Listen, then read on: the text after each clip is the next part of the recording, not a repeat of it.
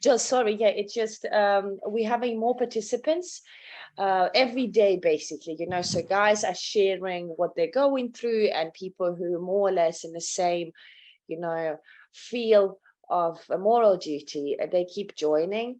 And yesterday I had a chat with a colleague of Evgeny. She is in Poland though, but she's also certified. She's you know, she's studying a lot, she's practicing. Her frame of work, if I may, deals more with civilians, deals more with temporary dislocated, displaced people. And also these questions were raised. I remember we spoke of people, civilian people who are experiencing previous psychotraumas, you know, so this war had triggered something that they've been working on, and in a lot of cases they made peace, they made really good connection with their trauma, but unfortunately in this crisis they're experiencing something that they don't even know how to recognize. And the question from our therapists would deal, most of them would deal with how to channel that, you know, where do you how do you sort of cater, you know, accommodate that. Yes. Так, Іра Марченко у нас. Добрий ранок, Іра. Добрий ранок. Добре, дякую, що приєдналися. Сьогодні просто повторюю, трошки як папуга, що сьогодні більш буде таких безпосередньо супервізій по кейсам. У нас є військові кейси, тобто військова психологія, і є більш цивільні. І от сьогодні будемо проходитися по ним. Дякую. Yeah, we're just gonna give guys a few more minutes. And then, yeah. Jules, how would you like to start? With Helena, with more of a war psychology, or more of, well, civilian psychology, if I may? I don't have any preference. I would say as you want. Okay. Yes. Okay. Daria is here. Daria is a beautiful voiceover of our Ukrainian webinars. She's the one who is doing healing through the voice, and she's currently, Daria Yemetz, she's currently undergoing a course on a hypnosis, on a clinical hypnosis. Oh, okay. Yes. So she said a few days ago, because we really like friends now, and it's not like, it's really a friendship and a very tight connection. And she's been saying that the universe has its own magical ways, because, you know, she thought of this as a part of her additional, you know, tools in her career. And then you happened, and you specialize in this.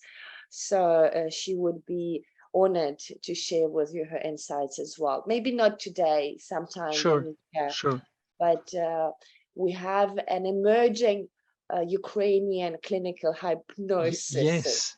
Yes, good, very good. Це я просто кажу, любі мої, поки чекаємо всіх. Дар'я у нас є, котра озвучує наші українські вебінари, і вона зараз проходить курс по гіпнозу. І от коли ми познайомилися, і дійсно так, знаєте, ну якби всесвіт, він є і у нас, і поміж нас. І отак от по всесвіту, по її бажанню і натхненню з'явився Жилс, котрий спеціалізується на клінічному гіпнозі. То вже коли він приїде до Києву, дійсно будуть у нас навіть, ну, впевнена, що зможемо зробити день от такий по гіпнозу. Дякую.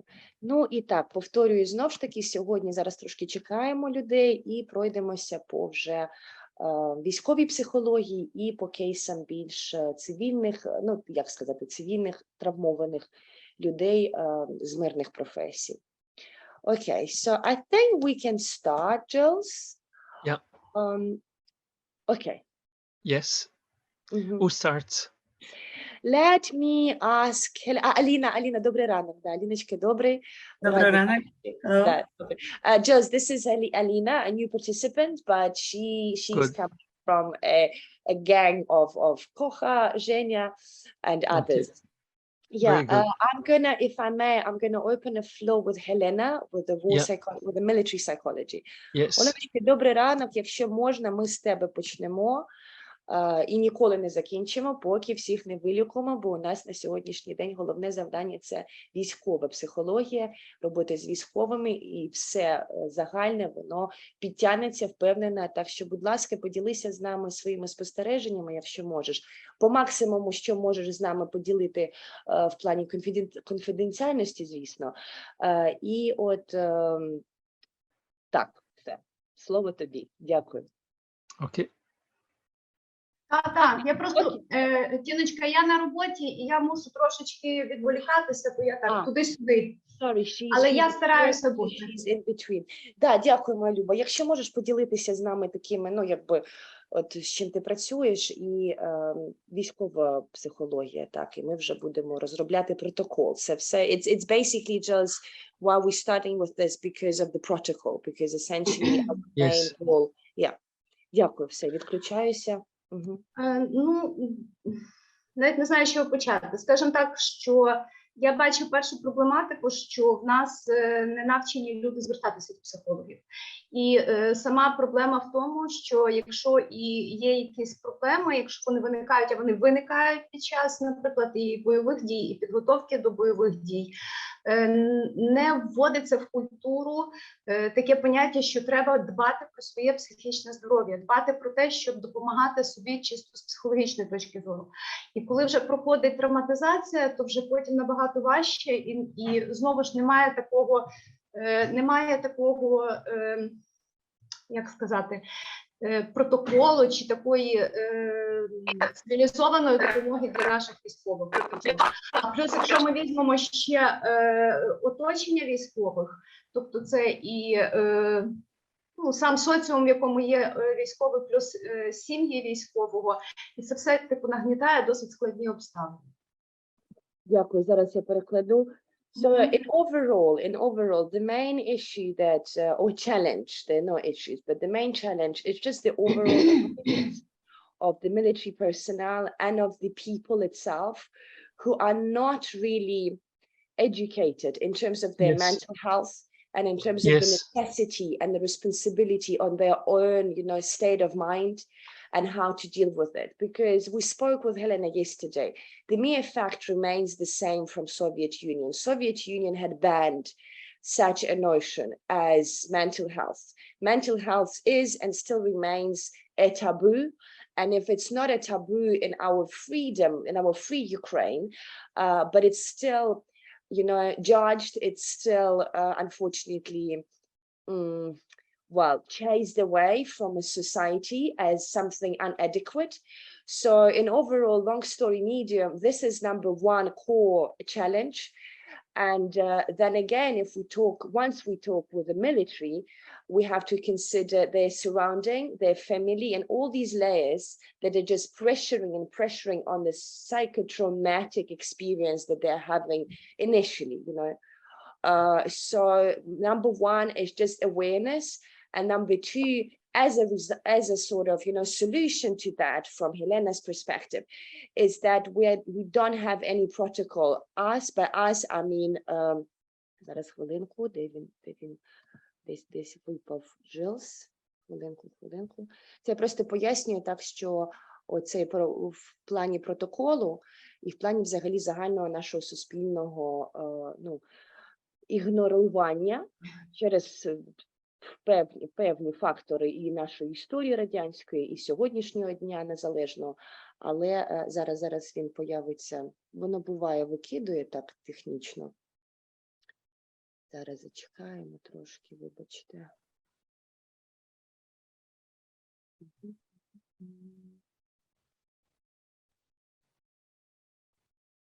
Зараз я йому напишу. В принципі, тобто, з чого він буде? Admit, окей. Jules.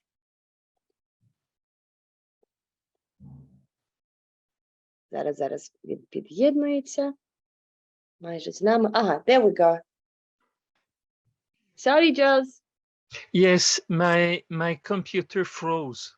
Sorry, very sorry. No. I lost everything of what you were starting to say. So could you repeat? Yes, of course, with pleasure, with pleasure. So just to like compose it into one sentence. Number one is that overall awareness of our, society, of our Ukrainian society, if I may, is unfortunately against mental health. By Yes. against, I mean they're not literal. They're not. They are illiteral, right? When it comes to psychology, when it comes to mental, health, right. And it deals with the factors of our past, of our Soviet, upbringing. So these factors we spoke of, they are unfortunately a foundation. They still remain a foundation. But as a solution to this is some sort of a protocol, is a guidance for us as therapists and for also society. But we spoke of it when it came to, legal perspective, when it came to jurisdictional paradigm. But in our micro level that we're dealing with, such as Helena, with the micro level of just one, say, unit, right, or one military personnel, there is a massive need of a guidance for both, for us and for them. So that's Helena. I do understand that psychological understanding is something which is new, and people that are not used to it may be scared and react negatively to that. So you will translate, we react negatively to emotions, thinking. We need to be rational and receive advices, very practical. I understand that. Так, тобто продовжує думку Олени, та й взагалі нашу загальну з приводу того, що незнання психологічного стану і незнання, якби і знову ж таки неувага до психологічного здоров'я, вона викликає негативні емоції. Тобто дійсно, як ти правильно і кажеш, Оленочка, що є суспільна думка, є думка вже мікросвіту стосовно сім'ї, стосовно військових, тобто всього середовища. Але щоб приймати це і працювати з цим, так, потрібна загальні знання, і потім від нього вже відштовхуватися в плані роботи з людиною. Бо наразі люди відчувають негативну емоцію як у себе, тому що нам приказано, нам сказано діяти раціонально, бути адекватними і все якби окей. А з цього дійсно не так просто з цим працювати, але усвідомленість загальна це номер один крок, перший крок.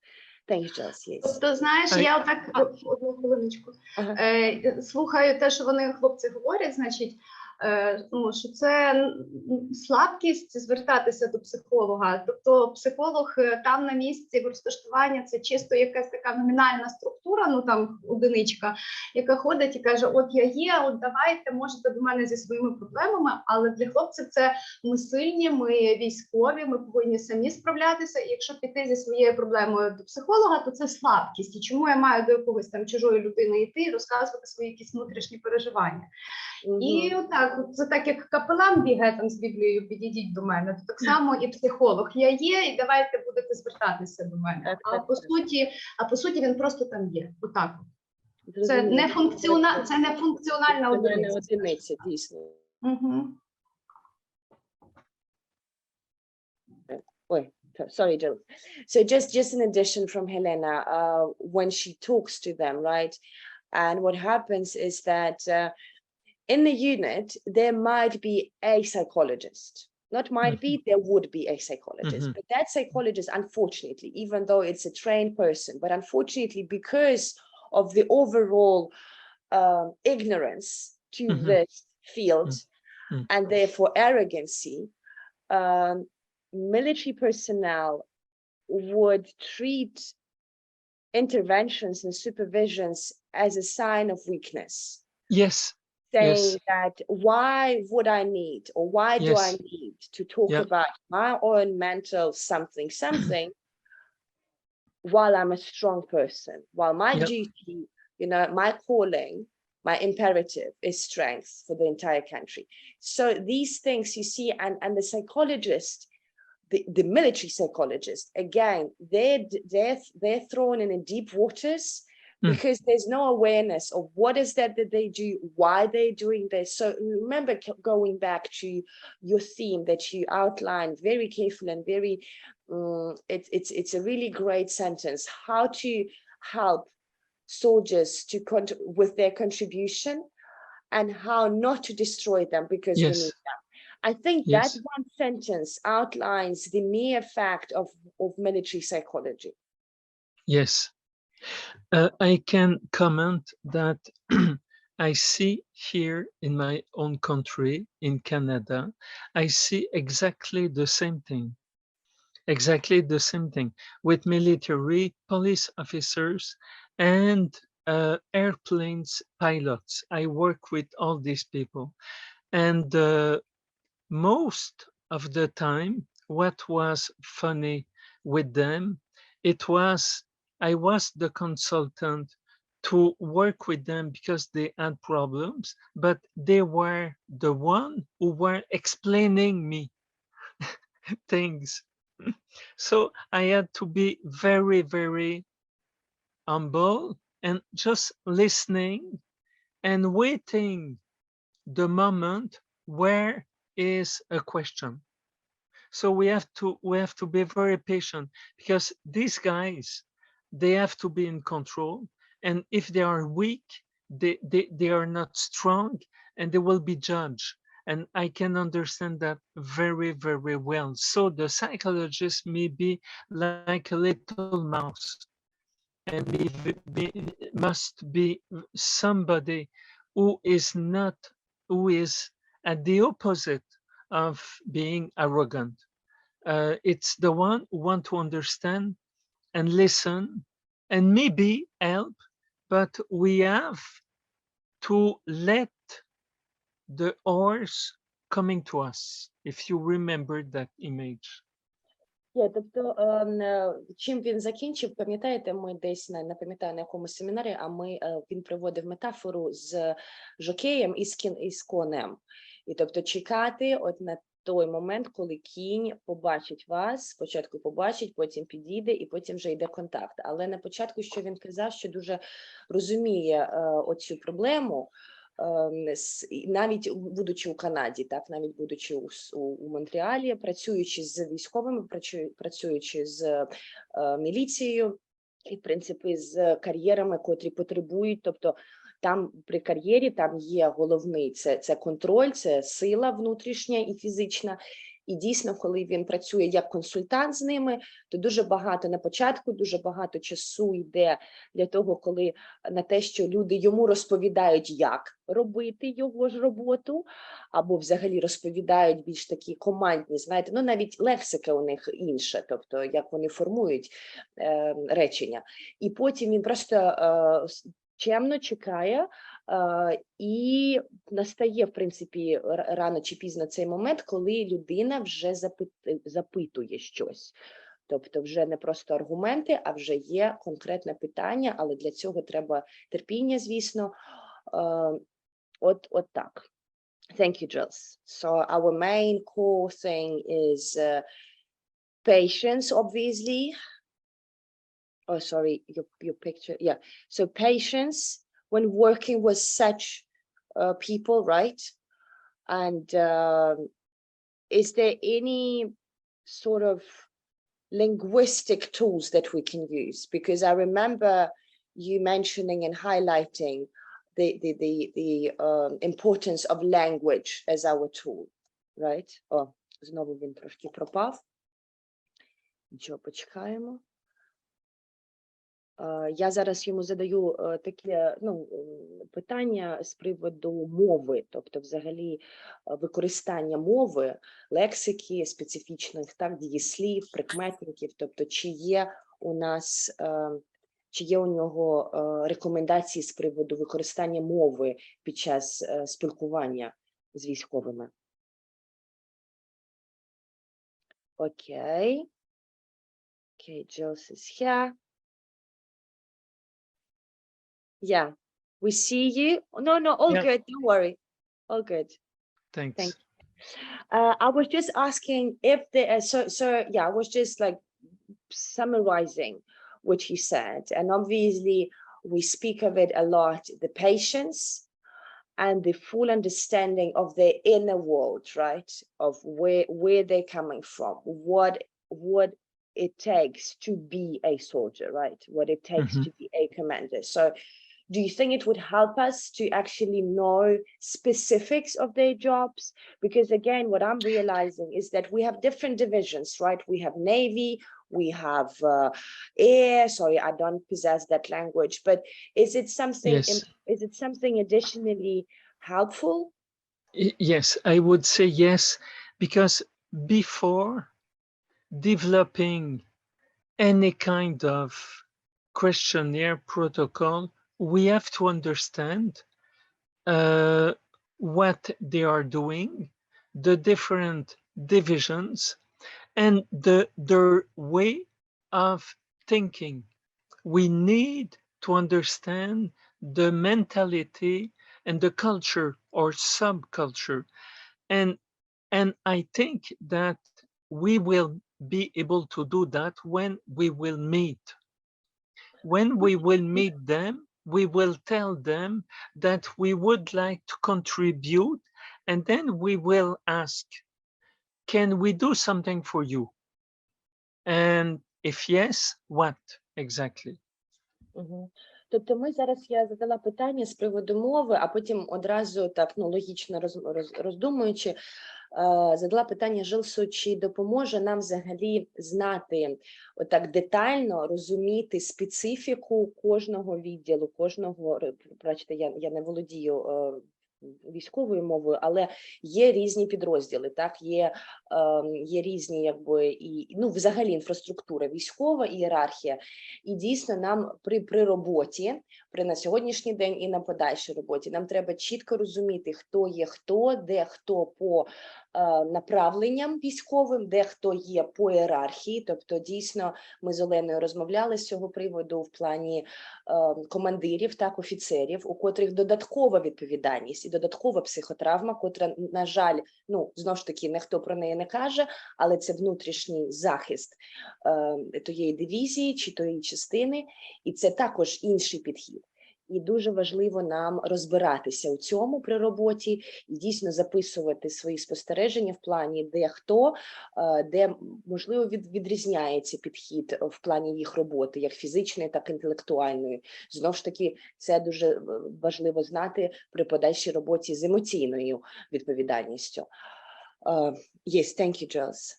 And I can add, Tina, that when we will meet these people, we will probably see and understand all the needs they have, huge needs, large needs. But we have to be very careful not to impose to the military or anybody else, to impose our view. We have to wait that these people, that they know we are specialists, that they ask us something. We are there to collaborate, to help, and to support. And we just have to say that we are available for you guys. What do we can do for you? Ну і знову ж таки, ми про це казали, але він нагадує нам, що ми не можемо собі дозволити ні при роботі з військовими, ні з цивільними, взагалі по професії терапевта не можемо дозволити собі, якби, sorry, I need to translate that word. It was in my head and it left. Ви бачите, було воно в мене у макітрі, і от хвилинка, і все, і воно відійшло кудись. Зараз, хвилинку, вибачте, ми про це казали.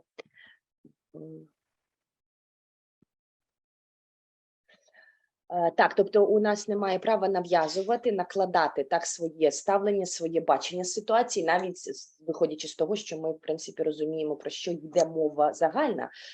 І лексика у нас, наших дієслів, вона більш пов'язана з допомогою, з доступністю, тобто, що ми доступні до вас в будь-який час, що ми тут для допомоги. І от використовуючи таку лексику, чекати на вже конкретні питання, конкретний монолог навіть з їх сторони. The thing is that, so now we have Alexander and Helena who are working. Okay. Even though it's Alexander is more on site, Helena is remotely and with any channels that she can reach to. But they both are working with military at the moment. Good. So I would like very much to hear them talking of what they are doing, what is possible to do, and the obstacles they go through. Yeah. Let's get to that, right? Yeah, it's Helena now. Оленочка, можеш з нами поділитися, от продовжуючи, ми з загального почали, і продовжуючи більш, ну, якщо можна, конкретними якимись кейсами, з якими ти зараз працюєш, щоб і ми разом, і Джилс, я відправляла йому письмо, але, знову ж таки, щоб для нас усіх, і от зараз проговорити. Я ще хотіла додати до попередньої мови нашої, якби, що моє особисте бачення, що починати, якби те, що ми тут працюємо над тим, як працювати вже з конкретною історією, то психологи, які вже мають досвід, які там мають навчені вони, то це не так складно, тому що коли вже той кінь почав до тебе йти, да, то це вже все, вже робота пішла. Мабуть, швидше не вистачає. Можливо, то буде насильно чи як, але отак, як в інститутах є там, на першому курсі нам викладають щось, ще там щось десь викладають. Оце, якщо варіант такий, що вводити в обов'язкове оця психологічна освіта, причому психодопомога собі, ота аптечка, про яку ми говорили.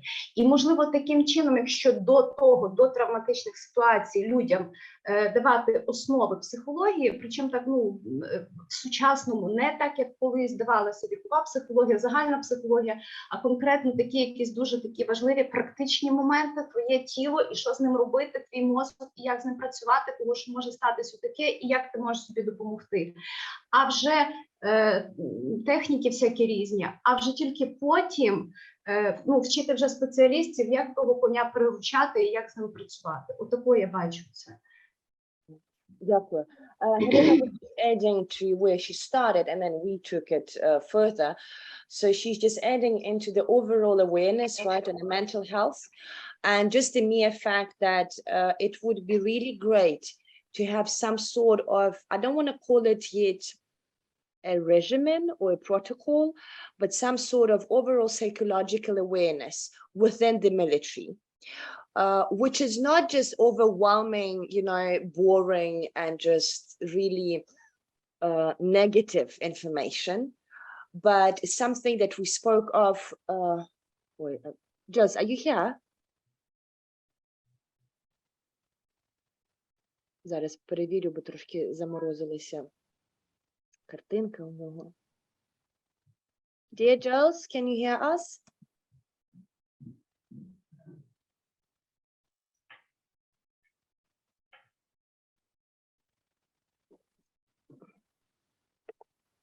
Ага, щось знову не так. Нічого. Так, тобто ми ж це про сьогодні і далі будемо розмовляти про цю аптечку, про протокол такий більш, навіть не протокол, це таке слово дуже формальне і таке серйозне, а оця аптечка, і він працює над, як це називається українською мовою, зараз хвилинку, захисна оболонка, якось так. Оцей концепт захисної, тобто самодопомога. От про це сьогодні будемо казати. Просто так, ми у переписках, знаєш, були, і ти писала, я йому відповідала, а сьогодні так, щоб ви вже закріпили ці моменти голос. Зараз чекаємо його.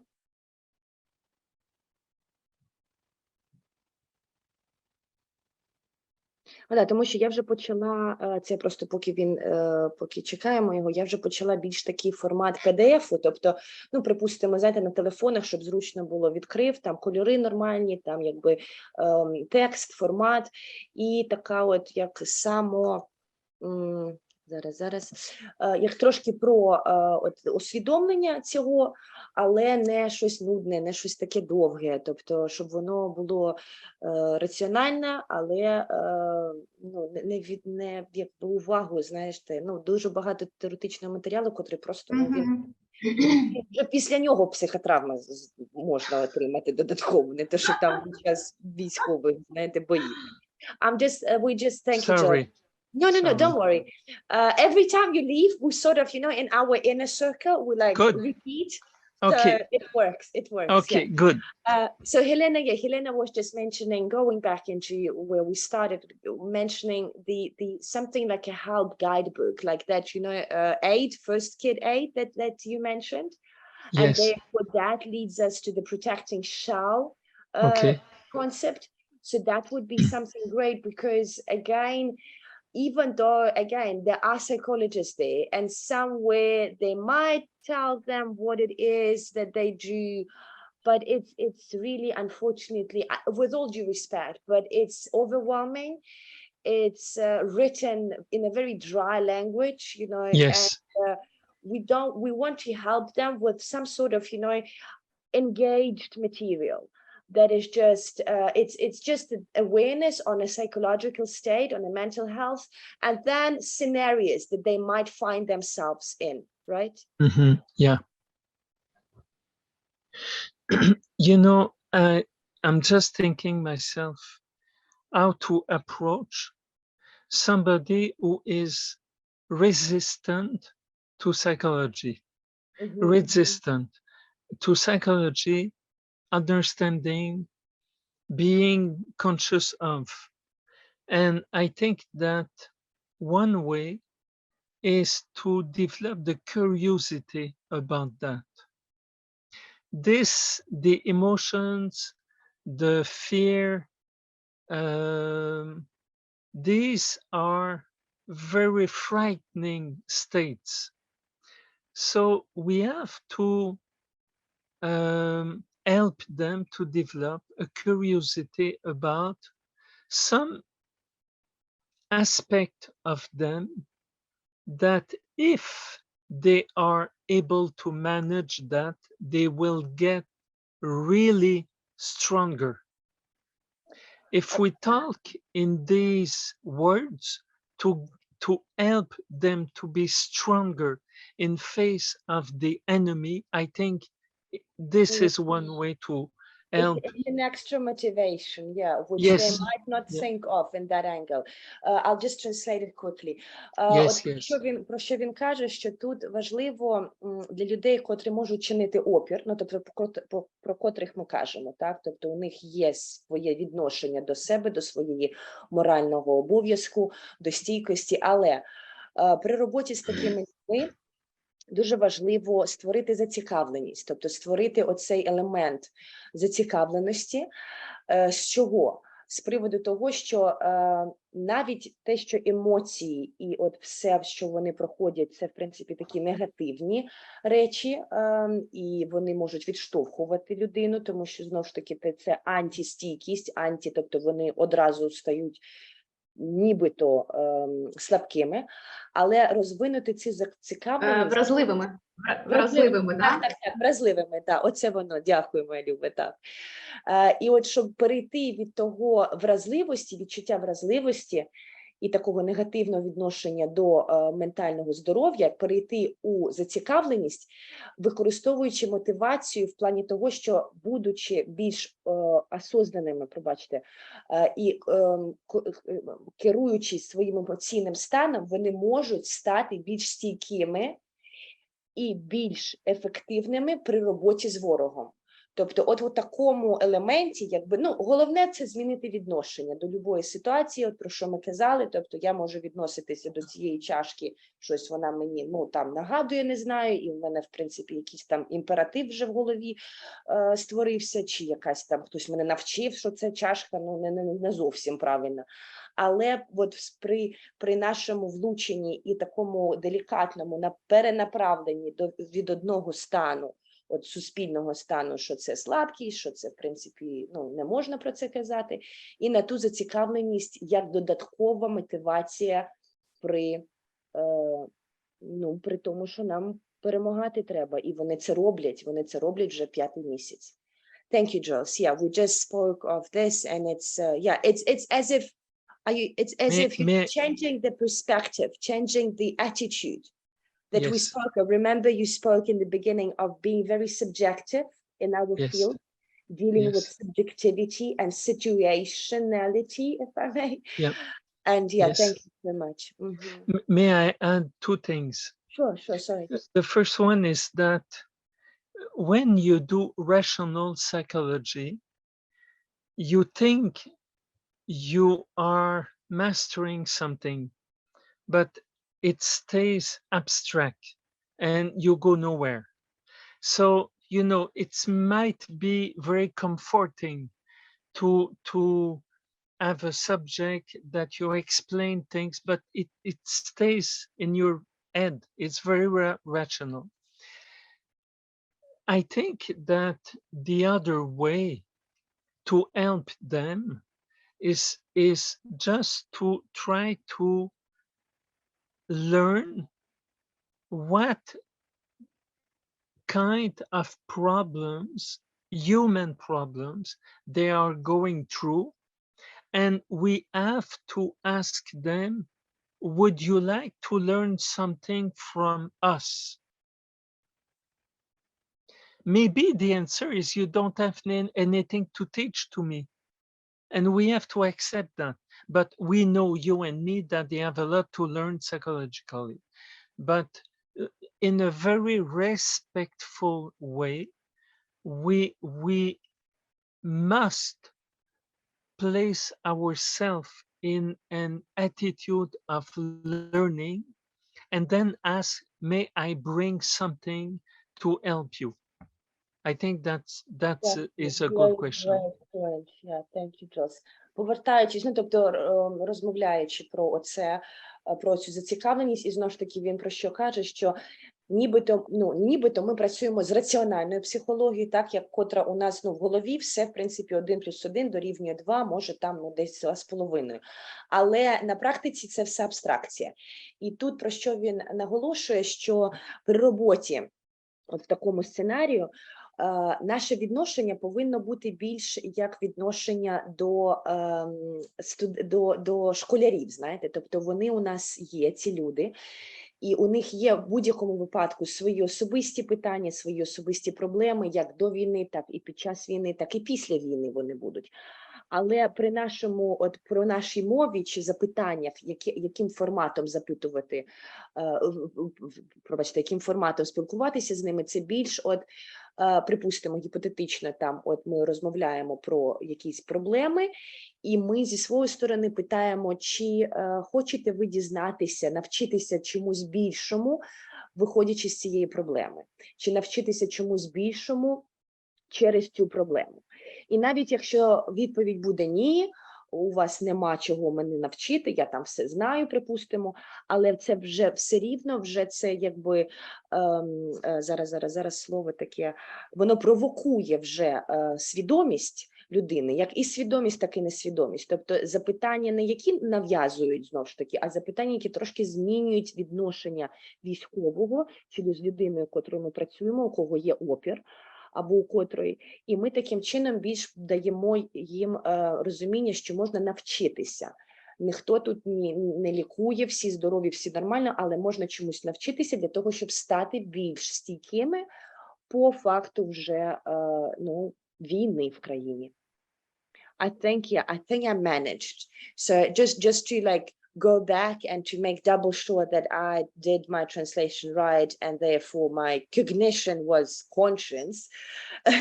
So it's, in the end of the day, we're going away from something negative, such as, you know, a sick person, and us being healers and us being doctors, or working with an illness, to a channel, to a sort of an attitude where we can learn something, when we can become stronger from our Yes. weakness, by not healing it, but just learning from it, right? So Yes. we are more like teachers in a way. Yes, learning and show them that we want to listen and contribute.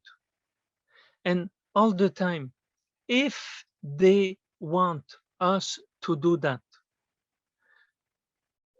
if we take that position is not the authoritarian position, it is the student position, in which we might bring something, but we have to diminish our standards. Maybe of everything we would like to teach, there will be only one advice or image that will be meaningful to them. I am often surprised to work with some people, and for sessions and sessions and sessions, and then they are coming back on the same sentence I said, the same, just one idea, and that was doing the job for them. This idea, this interpretation was useful for them. So we have to understand that if we have at least one intervention that will be helpful, then we will create the alliance with them and the trust, and we start by that. So we have to think, we have to take the time to manifest our interest and our availability to help them. We have to take all the time it will need to overcome the resistance and the fear of everything psychological. Thank you. Тобто так, ну повторюючись от з того моменту, що ставлення, наше відношення і знов ж таки автоматично їх відношення до нас і до своєї проблеми, це більш як навчитися цієї проблеми. Ніхто не каже про те, що є хвороба, є якась, ну на сьогоднішній день, так, тобто при роботі з людьми, у котрих, ну, ставлення до психологічного здоров'я, воно, ну, на жаль, негативне і таке, ну, більш йдуть люди в опір. Але от змінити це перше, тобто ми навчаємося, ми чомусь більшому, ми ростемо і навчаємося. І таким чином потроху працювати над станом зараз союзу, от про що ми казали, так, тобто створити цей союз, а союз можна створити тільки при умові довіри. Довіра в стані військових, так, ну там інший рівень. Зараз про нього будемо розмовляти, але зараз хвилинку, щось я забула, щось я опускаю. Sorry, Just, I think, yeah, it was quite a long, I mean, between all of us, it was quite a long statement. So I did mention, well, I didn't lose the point on a student, on the learning, on more of a different approach. I think I mentioned as well the fact of, I did mention the fact of alliance and the trust and that important foundation that we have to start with. Yes. And we have to be patient. For that alliance to kick in. To bring, because again, my following one, which I'll translate now, would be a fact that a trust when it comes to military, right, when it comes to that philosophy, if I may, and ethics, is something rather different from an average human being trust, from the way we perceive and we work with trust in our daily life, you know. In their life, the trust means life. The trust is Yes, something that is way more complex. yes, crucial. So crucial, yeah. So our own abilities as therapists, right, they have to be as delicate and as precise as in any case, working with any people. But I Yes, think working with military, yeah, this is something more important, if I may. yes, because And they are giving their lives. This is what they are doing, and this is the highest sacrifice that human can do, is to give your life for a nation, for a country. So the trust means that you can save a life. Mm. тобто так, продовжуючи, ну я так зараз загально, але на чому головному ми зупинилися на тому, що поняття довіри взагалі, і поняття і ставлення до довіри в плані військових, і їх етики, і їх філософії, воно набагато вище. Тобто довіра – це означає життя. Якщо ти довіряєш, ти можеш і будеш зберігати життя, те, що вони роблять, як їх обов'язок моральний. І знов ж таки пожертва, на яку вони йдуть, вона більш велика, набагато більше, ніж у загального нас, якби. От. І при роботі з цим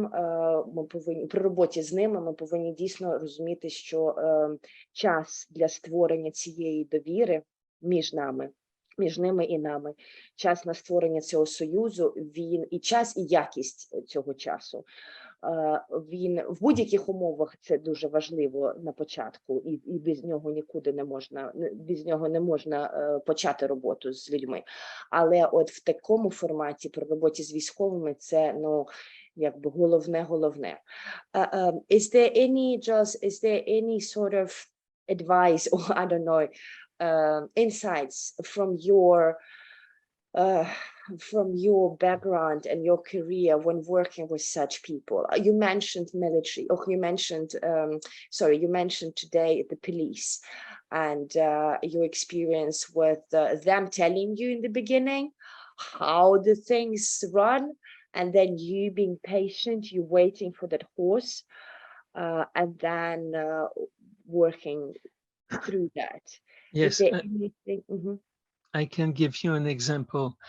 I met with a team of police officers, and they were doing a difficult job with pedophiles on the internet.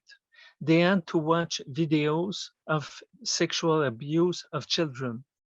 This was very, very difficult for them. And their superior, their commandant, asked me to work with them. But they were not convinced they need something. So the first thing they asked me was, we have our breakfast to that restaurant each morning.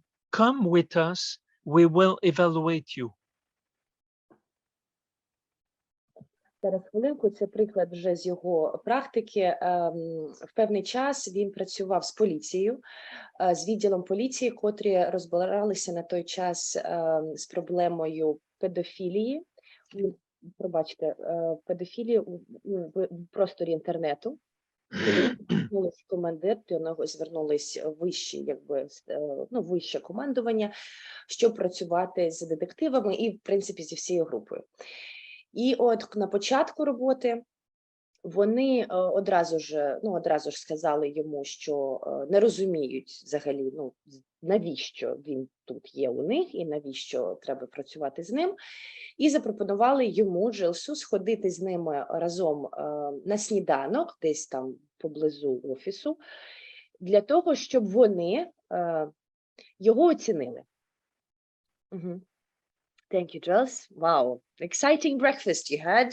Yes, Another time I went to give, I have been asked to give a lecture to, there were 200 police officers. And at the start of my lecture, the host told me, you just have 5 minutes. If you get their attention in 5 minutes, it's okay. If you don't, they kick you out. So, yes, say that. Please keep that thought. Ну і от припустимо інший приклад. У нього був досвід лекції для також поліції. 200 плюс-мінус було представників поліції. І один там з, ну, скажімо, адміністрації, він каже, що у вас є 5 хвилин. Якщо за 5 хвилин ви їх, якби, ну, ви їх не закликнете до своєї сторони, чи не з'явиться зацікавленості, то рахуйте, вони вас, якби, місця вам тут немає, місця. Thank you, Jules. And you know, these guys are sometimes funny. They came around me, they were ready to kick me out. There were 5 of them, just... Ну і тут гумор, якби внутрішній, так, їх поліції з'явився. Тобто вони окружили так от його, 5 людей, і нібито, знаєте, вже були готові, ну, якби, не готові були, що якщо що, то візьмуть його і понесуть звідти. So in all these cases, I always use the same attitude. I want to learn, I want to understand, and if I can bring something that would be interesting for you to become stronger and to save our lives, then we become serious, and then you can count on me. Ну і знову ж таки, от резюмуючи, це все рівно ставлення до будь-якої, в принципі, ситуації, з яких він описав, чи от про нас іде мова, ставлення до цього, як із його сторони, так і потім подальше зі сторони пацієнту, це головне навчитися чомусь новому для того, щоб стати більш стійкими, для того, щоб стати більш сильними при, ну, в нашому випадку, при війні. І оце головне, якби, такий ну, тобто тут інтелектуально змінюється, розумієте, бесіда, і якщо людина при умові, що пацієнт каже, так, ну, в принципі, ну, чому ні, тому тоді ми стаємо серйозними, і тоді вже з'являється у нас якби алгоритм дій, про котрий ви вже знаєте, бо ви працюєте, у вас є досвід і освіта. Sorry, Jules, yes. Yes. So I would say to you participants that if you want to prepare some material for some clinical work you would like to do with the military, I would be delighted to read and comment. But for myself, being outside your country, I will need to meet with the people to understand and process in my mind what they need and what they ask from me and from us. Thank you. And the last thing, excuse me, the last thing is we need to construct a relationship before anything else with them. Okay. Because we can't teach without a connection, human connection with them. Ну і так, якби повертаючись до довіри, так, тобто першочергово це зв'язок наш, як людський зв'язок між нами і ними, і без нього не можна почати працювати, ви в це розумієте. І далі, коли вже при умові, що цей зв'язок є, і є плюс-мінус конструктив якийсь, так, в плані от навчання, в плані роботи над стійкістю разом, І тоді він дуже просить знов ж таки писати йому, як ви себе поводите, тобто який у вас план, чи які у вас спостереження, чи які думки у вас при роботі в такому середовищі з людьми. Але дійсно, для того, бо це робота дуже практична, і коли він буде у нас у Києві вже з 11 там по 25, рахуйте, 11 він приїздить, 25 тобто 12 днів буде. І там же будуть такі більш фізичні у нас інтервенції, супервізії на базах різних частин. І от до Жені Кухи ми будемо приходити, і, сподіваюся, до Олександра, вже впевнена будемо там. Але це наразі на сьогоднішній день, тому що ми в такому дистанційному форматі. Будь ласка, навіть описуйте свої плани в плані подальшої роботи. Тобто, Оленочка, якщо в тебе є на сьогоднішній день плюс-мінус розуміння, що ти можеш, чого не можеш, як ти це бачиш, будь ласка, з нами ділися, може зараз можеш щось сказати з цього приводу. What is he asking to her? Is he asking to talk and to express the emotions? Is he asking for a friendship and intimate connection? Does he talk about previous psychotrauma? What is the demand? Second. Оленочки, тобто от питання з приводу вашої роботи. Що конкретно, чи є конкретика, по-перше, і що конкретно він запитує в тебе? Чи це просто час для телефонного розмови, чи якоїсь розмови в плані просто рефлексії? Чи це якісь конкретні питання або його спостереження, його минулої роботи, про котру ти казала, так? Тобто ці моменти самооцінки, з котрими ви працювали. Чи є у нього питання стосовно цього? Чи це більше, от як ти знову ж таки сказала, такі дружні, так, більш такі моральні якісь стосунки? If you remember, I wrote in my document that a psychotrauma hides often other previous psychotrauma. So to understand the present experience, many times we have to go in the past and see what he is leaving again from that past trauma in the present. So I think that therapeutically, you have the right to ask the question, do you find yourself now in the situation that reminds you what you went through? And then you have to explain that the emotions of the past psychotrauma and of the present situation, they multiply themselves. He has to understand that. And I think, yes, this is a good service that you can do for him to explain that. Thank you.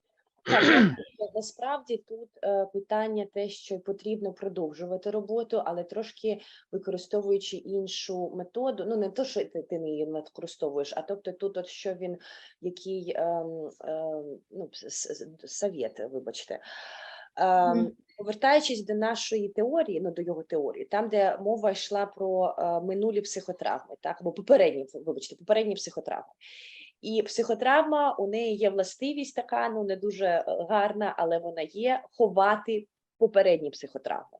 Тобто на сьогоднішній день це вже просто слої торта Наполеону, але на тих слоях ми не повинні забувати про те, що на сьогоднішній день у цієї людини є сьогоднішня психотравма і є оті слої, з котрими ви працювали. І треба розуміти питання в плані, припустимо, от як він сконструктував питання до тієї людини. Чи ти відчуваєш щось, що тобі нагадує твої минулі якісь стани, так? Якщо є відповідь від того, ти вже йдеш по конструктиву, працюючи над попередніми травмами, в котрих ви вже існували в будь-якому випадку. Але треба дійсно залишатися в умовах отого конструктиву в плані роботи. Тобто в тебе є право, навіть те, що він там десь знаходиться у стані виживання, пробачаюся, якщо неправильно українською мовою.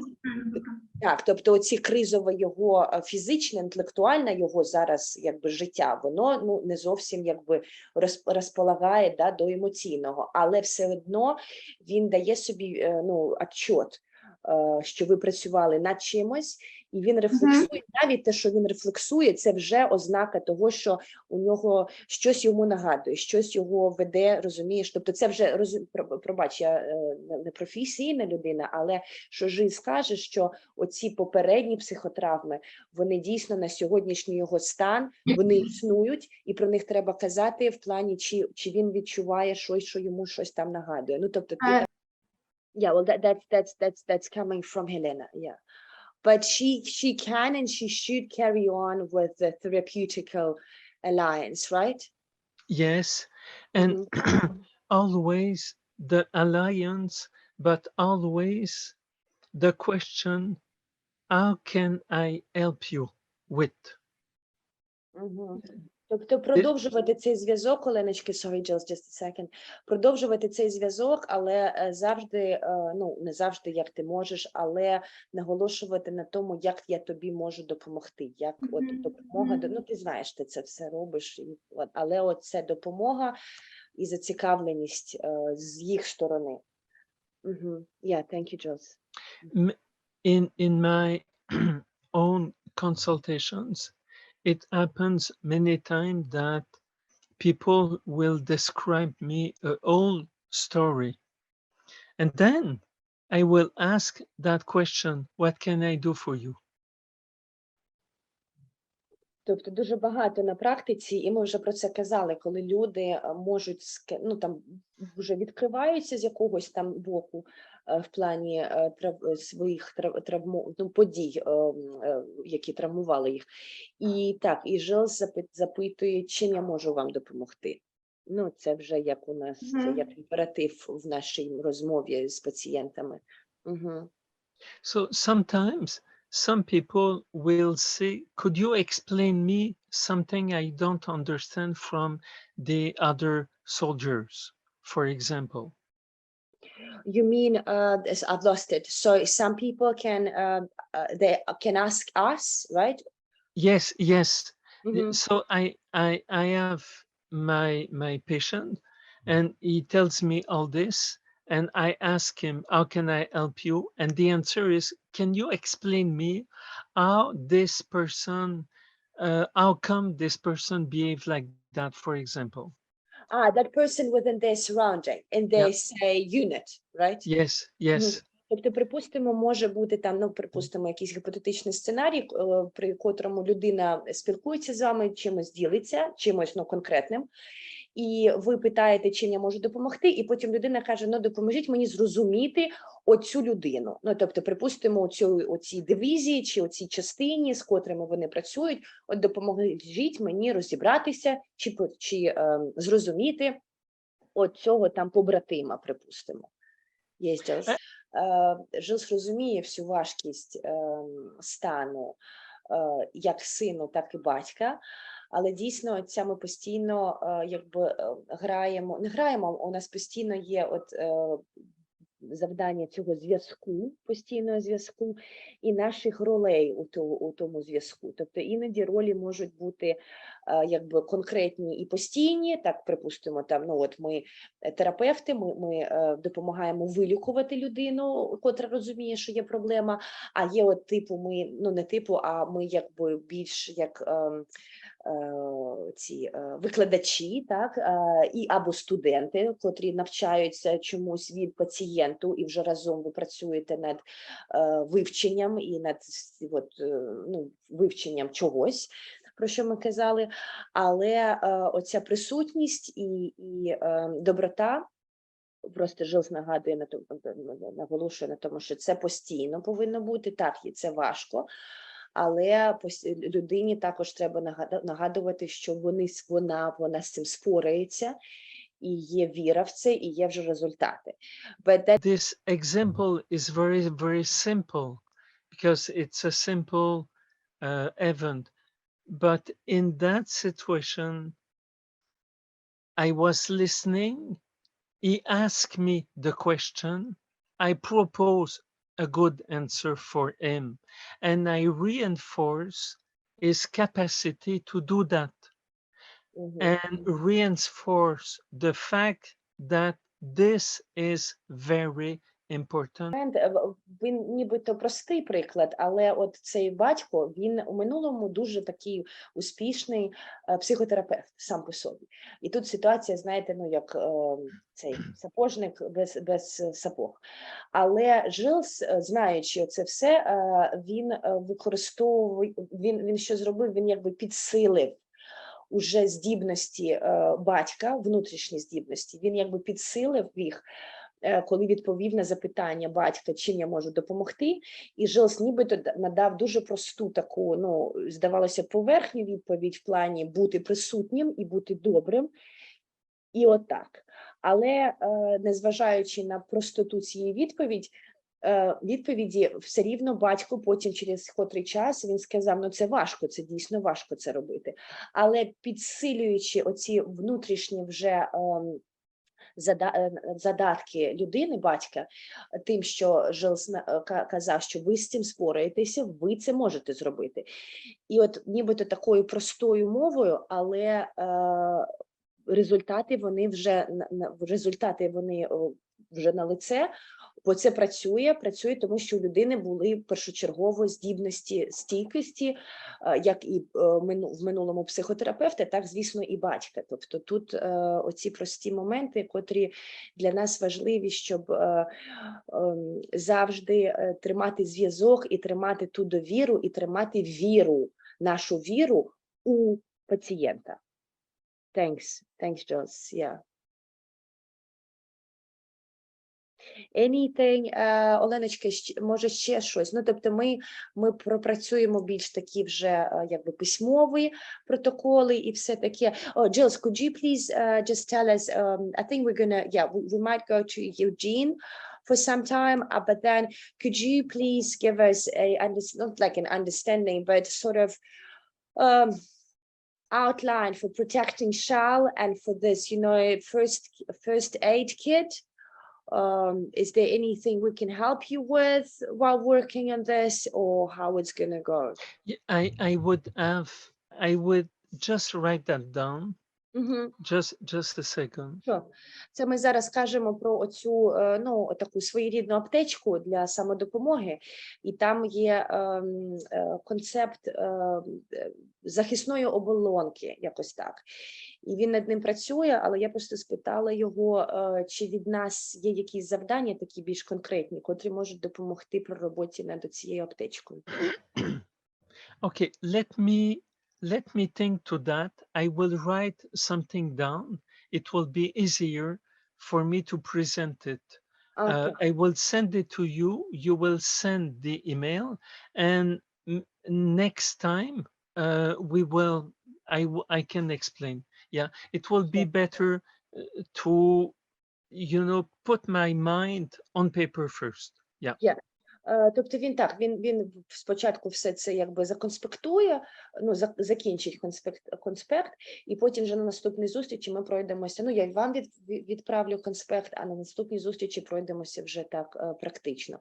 But is there any homework from our side that can help to like invest a bit into Yes. the kit? Yes. Mm-hmm. Yes. What kind of question the people you are working with ask you? Тобто є завдання для нас усіх, і ми трошки з цим справляємося, але от до четверга давайте допоможемо один одному. Відправте, будь ласка, перечень питань, низку питань, які вам задають ваші пацієнти. От якого формату, і які питання, і як формулюють питання. So questions, demands, everything like that.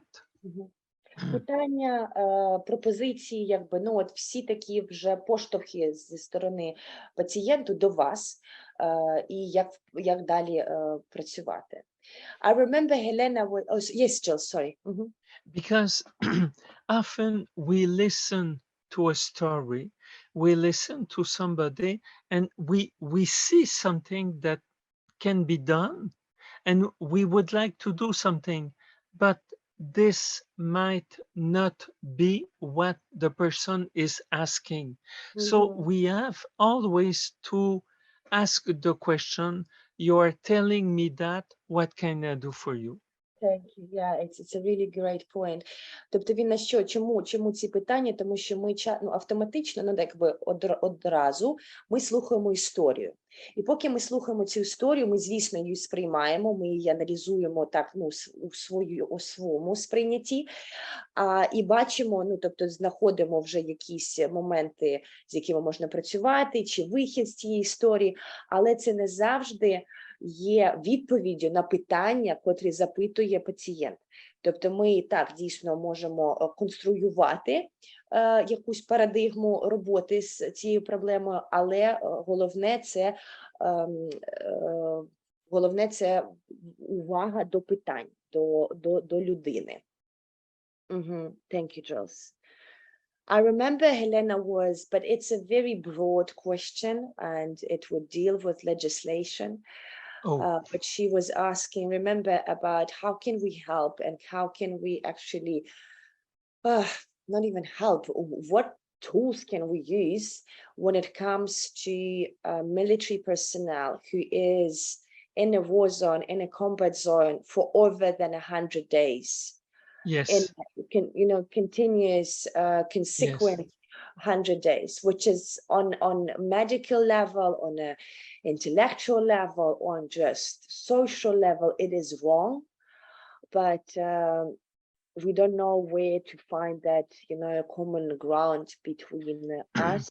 Well, I think that for that question, I think that we would have to do a presentation to a group of commandants and tell them that they can have the soldiers and military work for a certain period of time and explain them the curve of efficiency.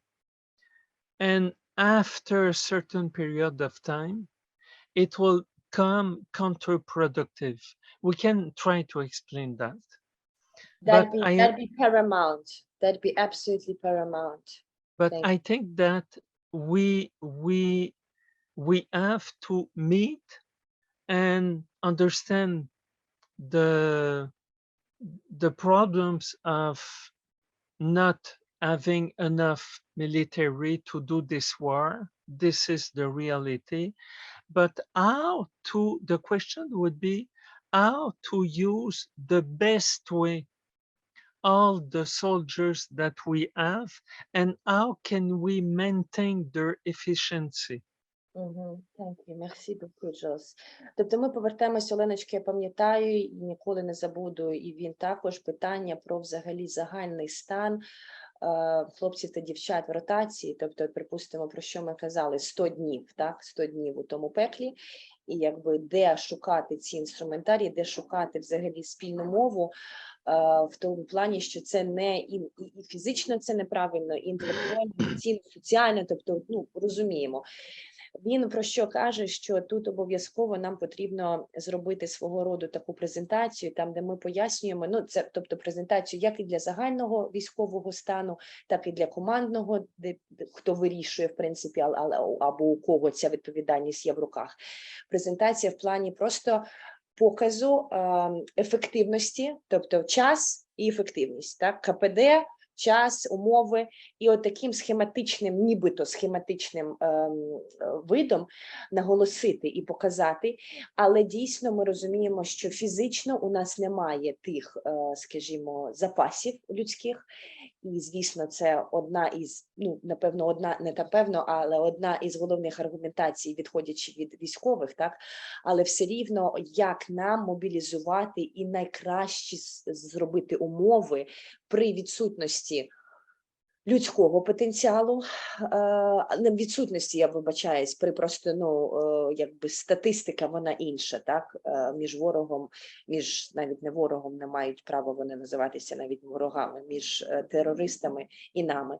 Але таку презентацію ми наразі можемо з тобою почати працювати над інформацією, так, тобто плюс-мінус у тебе вже є якийсь, ну, чи якщо ти можеш поговорити зі своїми, зібрати якусь, знаєш, таку статистику, і ми вже можемо її проробити в презентації. Добре? I was just saying, Helena, that like before, sorry, Jules, please keep that thought.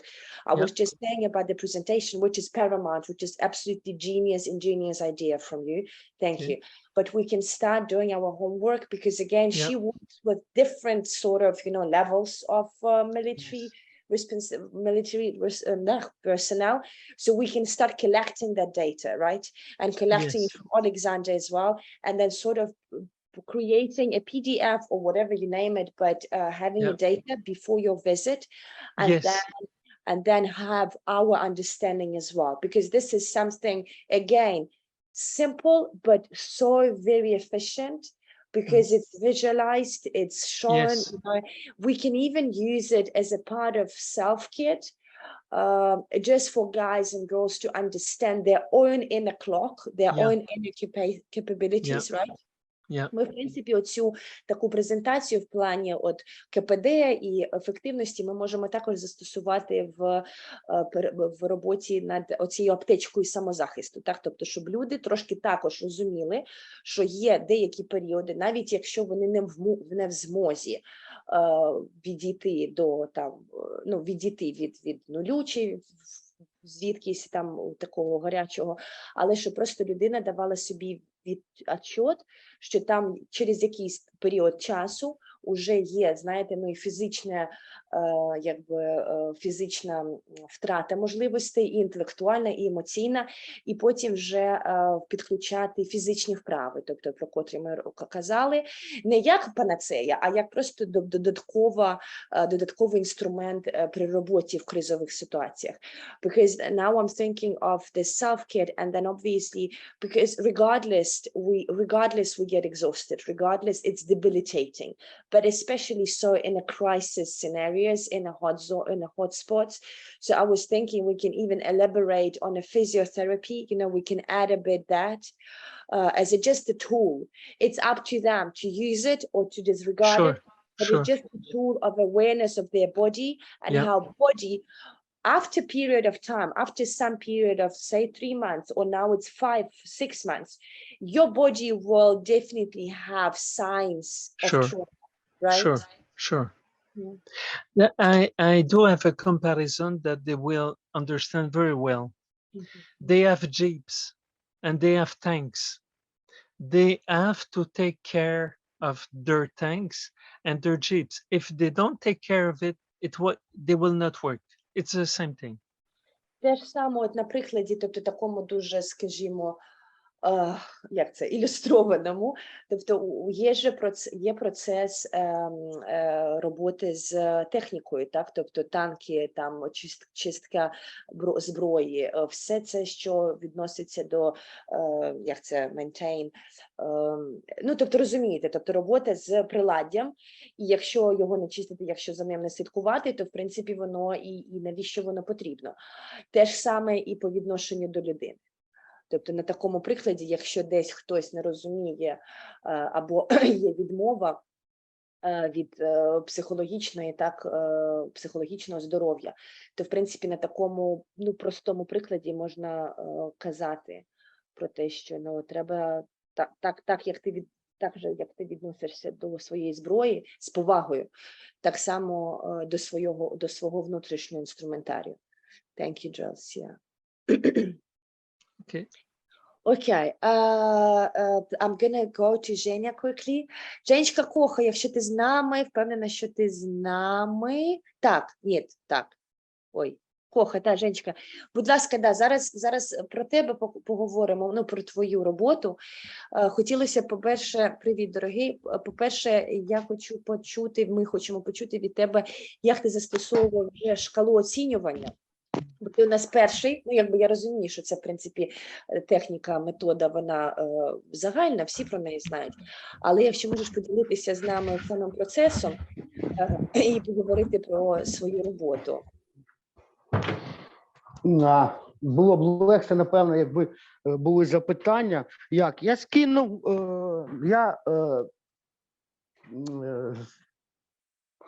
побалакав з дівчатами, предложив їм пройти цей тест. Ось, і скинув їм, а вони мені скинули потім свої відповіді. Ну, не було асистованого заповнювання, не я задавав запитання. Ну, я прочитав його і так для себе зрозумів, що ті люди, котрі вже мають якийсь досвід, які працюють в терапії, то ну, їм буде легко це. Якщо були б якісь, виникали б запитання, то ми б могли списатися і я би роз'яснював, чи що. Ну, ось вони заповнили, дав своїм клієнтам, вони різні. З однією я працюю індивідуально, інша клієнтка, вона знаходилась у нас в програмі. Зараз у нас такий собі був індивідуальний формат. Чому що був? Бо вона зірвалася, і у мене є така умова, що я можу працювати тільки з тими клієнтами, які не вживають. Ну, то вже не та терапія буде. Ось. І ну, ось і все.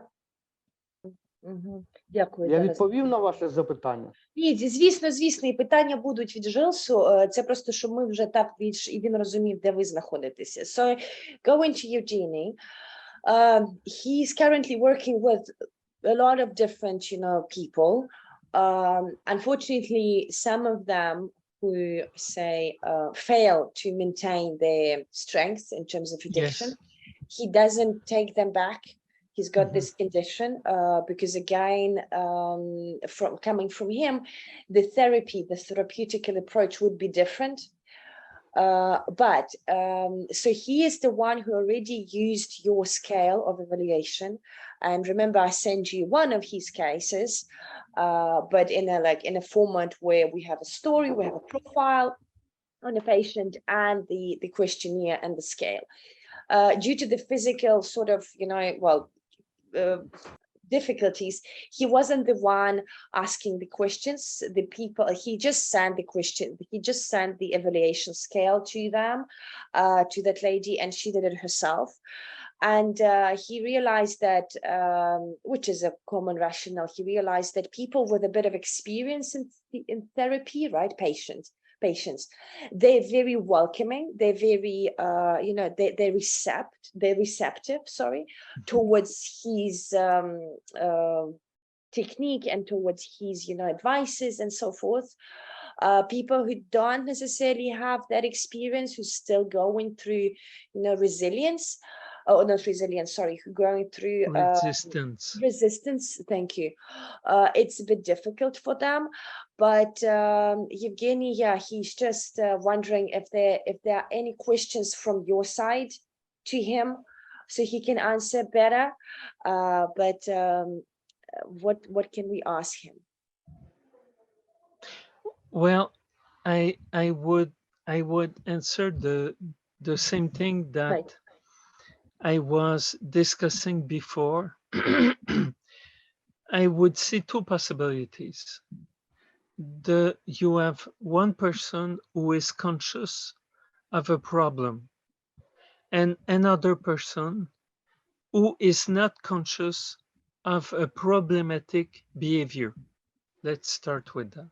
Тобто є два, ми вже про це казали, знову ж повертаємося, щоб так запам'ятати. Є ж дві категорії. Люди, котрі свідомі до своєї проблеми, і люди, котрі не свідомі. So in the first case, we may ask what can I do for you to relieve you from that suffering?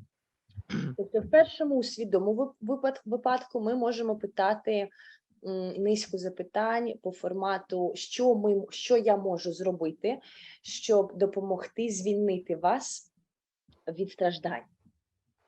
In the second case, it's different because the person is unconscious.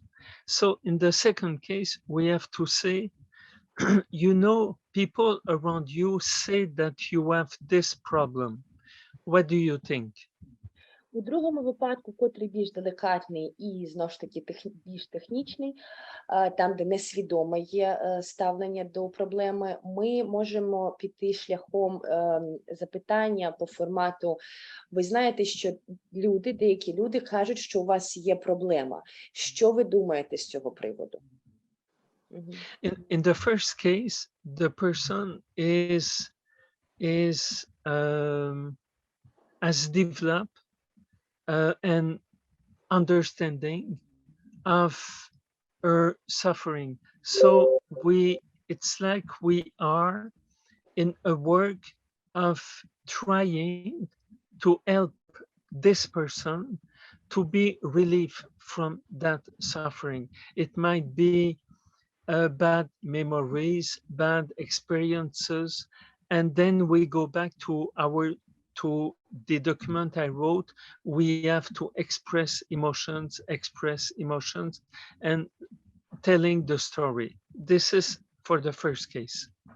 Тобто в першому випадку динаміка роботи при запитанні, чим я можу вам допомогти, і потім при подальшій відповіді, там головне це розповідь. Так? Тобто ми казали про це і в теорії, є низка таких і запитань, і там, де людина, головне це виразити свою історію, виразити своє емоційне сприйняття тієї історії, і оце на повторі ми працюємо у стані свідомого пацієнта, тобто свідомого ставлення до проблеми.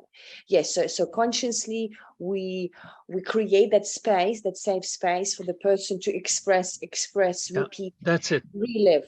Так, ми створюємо ті умови для свідомого пацієнта, для свідомого ставлення до проблеми, ті умови там, де людина може довіряти, там, де у нас є союз, і довіряє вона як і вам, так і собі в плані свідомого відношення до проблеми. І таким чином розповідає, експресує, рефлексує, тобто всі оці моменти, про котрі ми казали.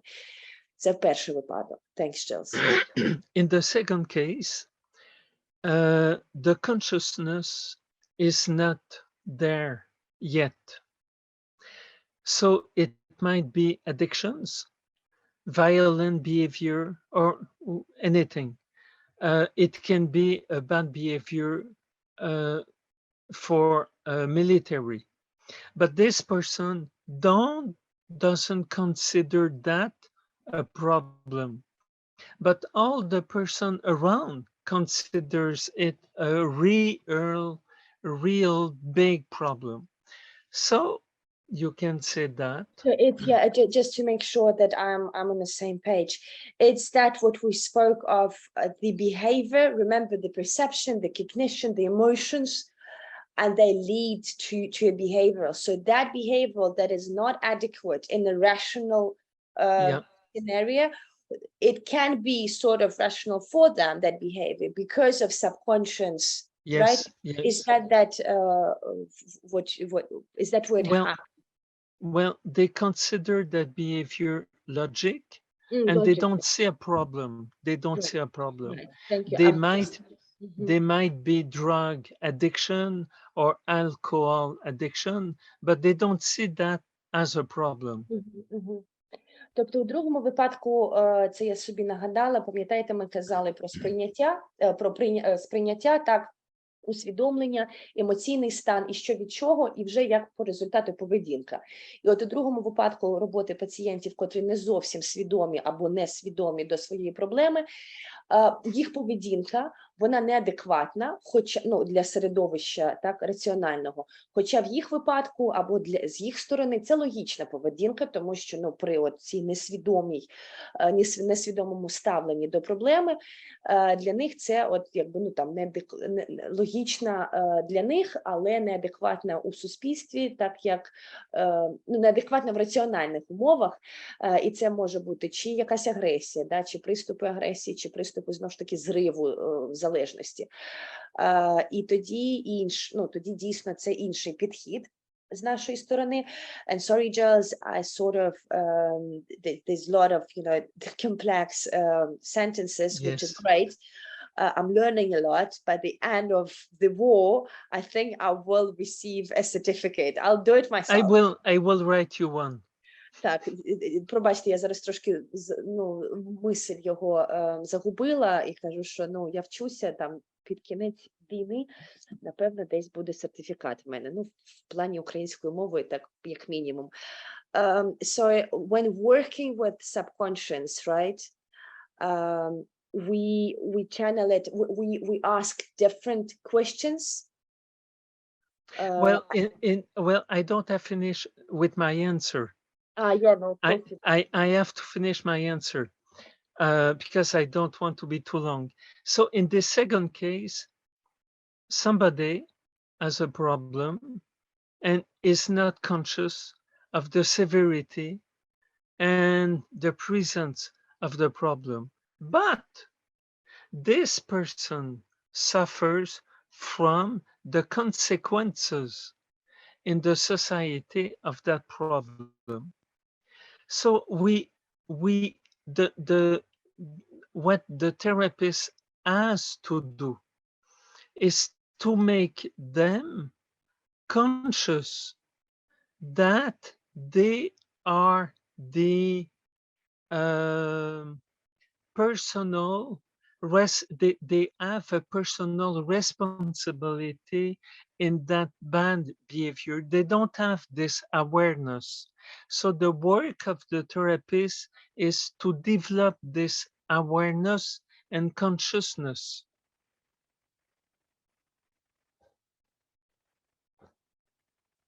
Oh, sorry, thanks. That's me being unconscious, I guess. І у другому випадку, коли людина несвідомо ставиться до проблеми, але її або його поведінка вже є негативним результатом до середовища, тут ми йдемо по напрямку розвитку поняття відповідальності цієї людини, котра так несвідомо ставиться, але як результат є вчинки, за які вона повинна нести відповідальність. Just for an example, here in Canada, if you are arrested by a police officer driving a car under drug or alcohol, you will lose your permit. This is a consequence. Тобто так, на прикладі там їзди, так, швидкої, тобто десь є швидка, вища норма ліміту швидкість, ми можемо втратити або ліцензію, або є штраф, тобто це якби, є вже пряма відповідальність і результати поведінки. So we can say to the person, you don't see alcohol as a problem, but you see that you lost your permit and you need to drive a car for your work. So you have a problem. Тобто на прикладі несвідомості, до несвідомого відношення, але вже на прикладі несвідомого відношення і поведінки, котра веде за відповідальністю і за ризиком. Припустимо, людина гіпотетично там, є штраф за їзду в нетверезому стані, і вже як результат цього там, чи губиться, чи забирають ліцензію на права водійського, чи що, але так, і тут вже по факту оцієї поведінки, по факту результату цієї поведінки, ми говоримо, що так, є проблема, тому що оце привело, твоє нетвереза подорож привела до того, що ти загубив або ти загубила права, а тобі потрібні права, щоб там робити А, Б, С, Д. Угу. So if I summarize, in the first case, we favor the relief of the suffering. In the second case, we develop the personal responsibility awareness. And then when we will have that, then we will try to understand why there is an alcohol problem. And after that, we will help the person with his suffering. She tries to escape from with the alcohol. Угу. Тобто, у першому випадку ми наголошуємо на допомозі, зняття цього стресу, так, ну, тобто при першому випадку свідомого відношення до проблеми.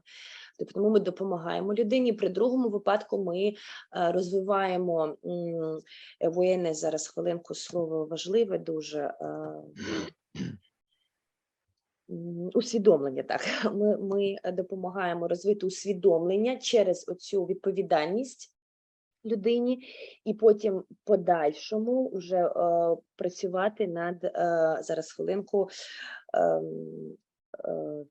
I've lost it, sorry.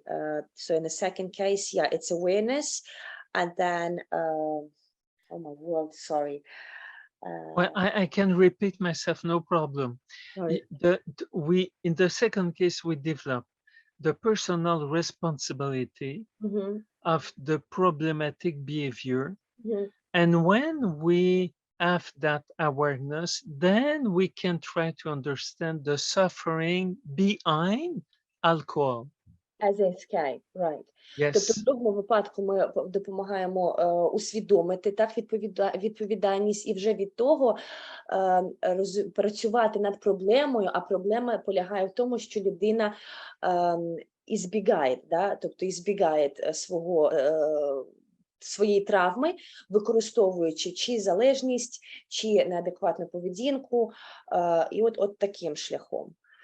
And again, we always have to think to these dolls that go one over the other. Right. It's Right. always like that. І знову ж таки думати, in both cases, right? Regardless. Sure. І в обох випадках ми от ілюзорно ми думаємо про ці матрьошки. Пам'ятаєте, ми використовували в якихось семінарах, чи в минулому, чи коли це було, оці матрьошки, розгортання оцих попередніх травм, і доходячи вже до однієї першої. Thank you. Yeah. Unfortunately, Eugene, yeah, he left us, but well, he went back to the work. I will talk to him in terms of more questions that are coming from his patients, right? Yeah. Because the thing is that, Jules, I'd like to also, he left, but he knows that while you're here in Kyiv, we'd like to run a supervision and a intervention in the crisis center where Eugene is working, because again, their combination of patients is both addicts and people who were under occupation and were traumatized by the terror. So I think it would be ideal and really, really important to run group sessions, right? We can create a curriculum. Absolutely. Так, це просто ми кажемо про те, що коли Жилс буде у нас у Києві ці 2 тижні, у нас є, ну, тобто ми розробляємо зараз план, частиною з котрого є робота з Женєю в центрі Жені, і робота як з груповими цими інтервенціями, вибачте, так і супервізії між нами, терапевтами, і там ми будемо фізично також. Може день, може 2, це ми от зараз в процесі цього тижня, наступного тижня ми розробимо такий собі, ну, як щоденник, нібито, знаєте, цих мероприятий. Thanks, Jules. Yeah. I think, well, Любі друзі, I'll ask guys for questions, right? Yeah.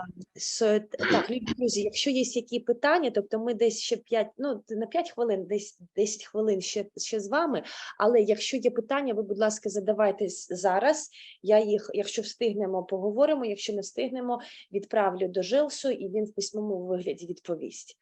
Будь ласка, так. I would like to say something. Yes. Since last webinar, I receive a lot of emails. So there's no problem. If I forget to answer to something, don't hesitate to write me back. Okay? Thanks, Joyce. Yeah, it's same with the guys, because they send me as they have a time, and then Yeah. I just translate You it, put send it to together. you. But so far we're good. So far it's basic. Well, our prior focus, as was mentioned before, and will be mentioned ever for eternity, is military psychology and working with this, and under the ongoing war, and yeah, protocol and first aid kit, protecting shell, a presentation that outlines a efficiency of time and mental health capabilities, so that. And in terms of overall questions, mostly people, psychologists, our therapists, mostly they're facing previous psychotraumas that are coming back in a very different speed and a very different, not even speed, sorry, different face, The guilt is something that goes as a red line to every single case, especially when working with temporary dislocated people, displaced people. Their guilt is sort of doubled, tripled, quadrupled. I don't even know that math, but this is big. Це ми зараз кажемо, от з Аліною ми вчора розмовляли, і взагалі при роботі з людьми, котрі виїхали з країни. Як і у будь-яких людей, у нас є відчуття провини, але там воно в таких інших просторах, воно взагалі в інших і фізичних просторах, і суспільстві. Тобто це проблема провини.